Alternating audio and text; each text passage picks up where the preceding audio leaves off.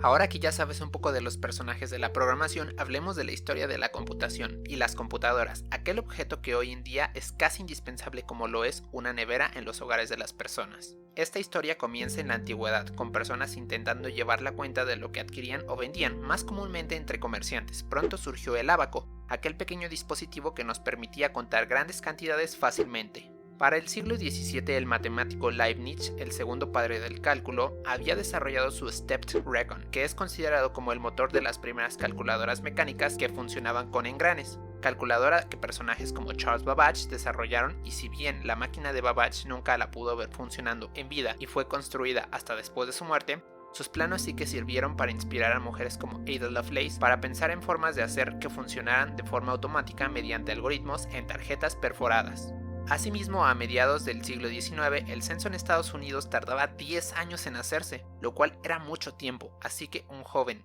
Herman Hollerith, ideó una forma de computar todos esos datos en una máquina tabuladora que funcionaba con tarjetas perforadas y que pudo reducir el tiempo del censo en Estados Unidos de 10 años a 2 años y medio, y cuya empresa sería fusionada con otra y más tarde pasaría a llamarse IBM. Para mediados del siglo XIX, igualmente una matemática nueva había sido desarrollada, llamada álgebra booleana, por George Boole, y aunque en un principio nadie sabía qué utilidad tendría, entrado el siglo XX se explotaría su uso en los sistemas computacionales que hasta hoy en día seguimos usando. Para los años 30 y hasta 1947 las computadoras eran enormes, del tamaño de cuartos gigantes, y solo usada en el ámbito militar y científico, que se programaban con tarjetas perforadas y funcionando con bulbos de vacío que de cuando en cuando se descomponían, e incluso una vez un insecto, bug en inglés, en uno de los bulbos produjo dolores de cabeza a científicos y razón por la cual a los errores de programación les llamamos bugs. Mientras tanto, en Inglaterra, Alan Turing se quebraba la cabeza por descubrir una forma para descifrar los mensajes alemanes y cuya tarea fue conseguida con éxito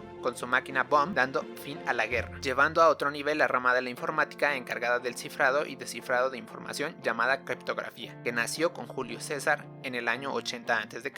pero en 1947 llegaría uno de los mejores inventos del siglo XX y probablemente de la historia de la humanidad, el transistor. A partir de ese momento todo cambió. Los compiladores fueron necesarios e inventados por la almirante Grace Hopper en la década de los 50. La tecnología de microfabricación empezó a desarrollarse, haciendo posible poner varios transistores en una oblea de silicio, así como la arquitectura von Neumann, que es la más usada en los microprocesadores, el cual incluye una ALU, unidad de control, memorias y registros. Para 1971 salía al mercado el primer microcontrolador Intel 4004 con 23.000 transistores, llevando a Gordon Moore, cofundador de Intel, a enunciar su famosa ley, la cual dice que el número de transistores en un chip se duplica cada 24 meses. Al finalizar la década de los 70 salían al mercado las primeras computadoras personales como la Apple II en 1977, que hasta entonces seguían siendo costosas y de uso científico e industrial. Para los años 80, con Jobs tomando inspiración y mejorando la idea vista en los laboratorios Xerox, crea una de las primeras interfaces gráficas para el Macintosh, y Bill Gates tomando esa idea para el primer Windows, siendo también una extensión de la interfaz